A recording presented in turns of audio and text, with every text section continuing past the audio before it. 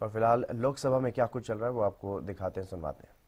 संदर्भ में कि उत्तर प्रदेश में आज बीबीएसएसएल की क्या स्थिति है, तो मैं आपके माध्यम से उनको बताना चाहता हूं कि आज उत्तर प्रदेश में लगभग 4200 सहकारी समितियां जो बीबीएसएसएल की अभी सदस्य बनी है।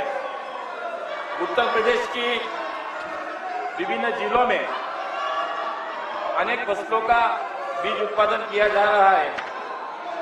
उत्तर प्रदेश प्रादेशिक सहकारी फेडरेशन के साथ अन्य सदस्य सहकारी समितियों के माध्यम से उच्च गुणवत्ता वाले भारतीय बीज ब्रांड नाम से बीजों का व्यवसाय किया जा रहा है।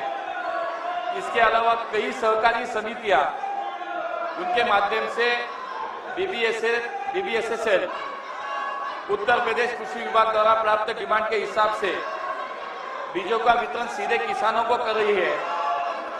इसी के साथ मूंगफली हो, गेहूं हो, मसूर हो, चना की फसलों का बीज भी राज्यों में उपलब्ध किया जा रहा है।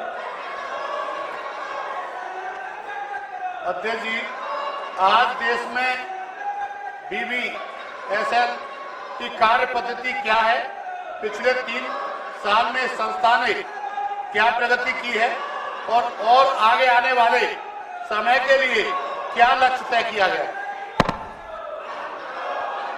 माननीय अध्यक्ष महोदय, आज पूरे देश में हमारा मंत्रालय भारत सरकार बीबीएसएसएल के प्रचार और प्रसार के लिए कार्य कर रहा है। सभी राज्यों के सरकार को साथ लेकर हम इसको आगे लेके बढ़ रहे हैं। अब तक देश में 34 राज्यों और केंद्र शासित प्रदेशों ने कुल 33,750 सहकारी समितियां बीबीएसएसएल की सदस्य बनी है। बीबीएसएसएल ने भारत बीज के नाम से आज तक लगभग 154 करोड़ के रुपए के बीज बेचे हैं।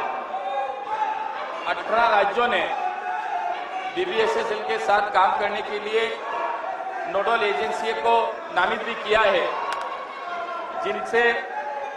जिनमें से 8 राज्यों के साथ अभी एमओयू पे हस्ताक्षर भी किए गए हैं। अब तक बीबीएसएसएल ने 13 राज्यों में बीज लाइसेंस प्राप्त कर लिया है। हमारा ये लक्ष्य है कि वर्ष 2035 तक बीबीएसएसएल ये विश्व की सबसे बड़ी 5 बीज उत्पादक कंपनियों से में एक बने और लगभग 25,000 करोड़ रुपए का कारोबार करने का आज हमने लक्ष्य रखा है। आज देश में अब तक 34 राज्यों केंद्र शासित में कुल 33,700 समितियां सदस्य बनी है। मुझे लगता है कि इसके माध्यम से सहकारिता आंदोलन को सक्षम बनाने का कार्य बीबीएसएस के माध्यम से भी करने का हमारा प्रयास है।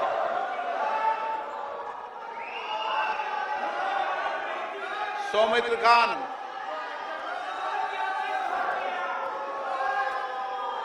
नमस्कार सर। क्वेश्चन नंबर आपका 25। माननीय मंत्री जी, उत्तर सभा पटल पर रखा गया है। माननीय सदस्य। Thank you sir. आज के आमिও ধরলাম যে বাঁকুড়া ডিস্ট্রিক্ট মৎস্য উৎপাদন কেন্দ্রে ওই রামসাগরে যেটা আছে সেটা একজন আমিও ওই পরিবারের অংশ এবং ওখানে থাকি। তো আমার কোশ্চেন হলো, পশ্চিমবাংলায় এই 5 বছরে 545 কোটি টাকা पिछले 54 करोड़ रुपए आवंटित किए गए हैं, लेकिन टीएमसी की सरकार केवल 51 करोड़ रुपए खर्च कर रही है और जो शेष राशि बैंक में बची हुई है उसका इस्तेमाल वो कब कर रहे हैं। बहुत सारी सहकारी एजेंसियां हैं, क्या केंद्र सरकार सीधे तौर पे इन सहकारी समितियों को सीधे तौर पे भुगतान कर सकती है? हमारी जो राज्य सरकार है वो कर रही है, वहाँ इस धन को खर्च कर रही है जहाँ जिसके लिए उसका आवंटन नहीं किया गया है। मैं जानना चाहता हूं कि क्या केंद्र सरकार सीधे तौर पे सहकारी समिति को ये धन भेज सकती है। मैं जानना चाहता हूं कि क्या केंद्र सरकार इन सहकारी समितियों को सीधे धन उपलब्ध करा सकता है।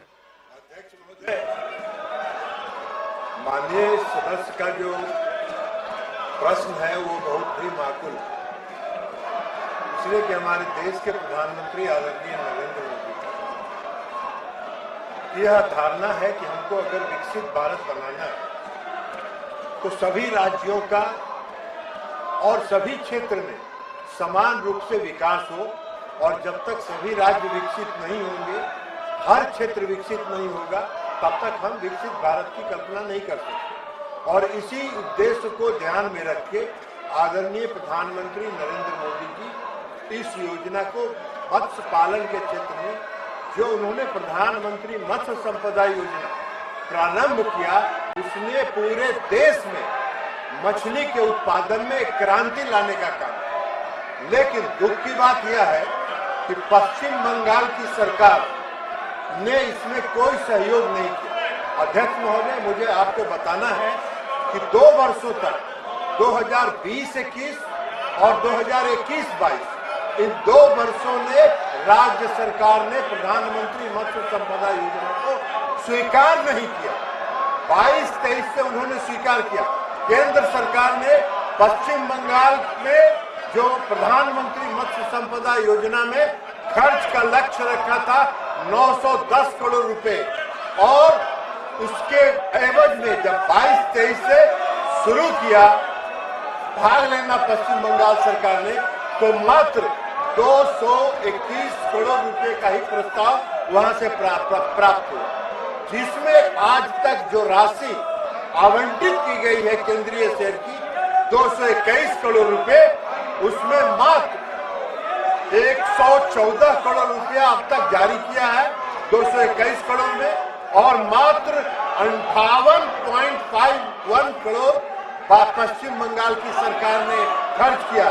22-23 से आज तक जो पश्चिम बंगाल की सरकार का खर्च का जो रेशियो है वो मात्र 51%। अब अगर राज्य सरकार सहयोग नहीं करेगी तो फिर केंद्र सरकार कहीं पर नहीं। मैंने स्वयं पश्चिम बंगाल में जाके इसकी समीक्षा किया 2 अगस्त को इसी वर्ष, और बहुत ही कनीय रैंक के अधिकारी आए जिनको कुछ पता नहीं था। जब मैंने पता किया तो मालूम हुआ कि उच्च स्तर पर निर्णय हुआ कि भारत सरकार की किसी बैठक में सबसे